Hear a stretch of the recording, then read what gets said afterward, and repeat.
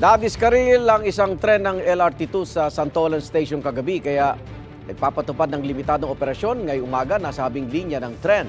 Live mula sa Quezon City, may unang balita si James Agustin. James! Igang, good morning. Nanatili limitado yung operasyon itong LRT Line 2 dahil nga nagkaproblema yung isang tren nito. Sa abiso ng LRTA mula Recto hanggang Cubao at pabalik na muna ang biyahe ng mga tren. Sa inisyal na impormasyon mula kay LRT Administrator Attorney Hernando Cabrera, bandang alas 10:30 kagabi nang maderail ang pinakahuling tren na papasok sa Santolan Station. Nawala sa riles ang unahang gulong nito kaya tumama ang harapang kaliwang bahagi ng tren sa kanto ng platform. Bandang alas 2:14 ng madaling araw na maisaayos nila ang gulong ng tren.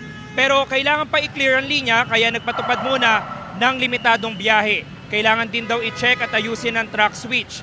Dahil naman sa insidente, pinag-utos ni Transportation Acting Secretary Giovanni Lopez ang pagpapatupad ng libreng sakay sa LRT Line 2 ngayong araw. Samantala, ito yung sitwasyon dito sa LRT Cubao Station ngayong umaga. Tuloy-tuloy lamang yung dating ng mga pasahero dahil kahit limitado yung operasyon, karamihan doon sa mga pasahero ay nanggagaling doon sa area ng Antipolo o di kaya naman Marikina. Kanya-kanya sila ng diskarte. Yung iba ay sumakay ng jeep, yung iba motorcycle taxi at yung iba naman ay bus. Nakipag-ugnayan pa tayo sa pamunuan ng LRTA para malaman kung anong oras posibleng maibalik yung full operations nitong LRT2. Yan ang unang balita mula rito sa Quezon City. Ako po si James Agustin para sa GMA Integrated News.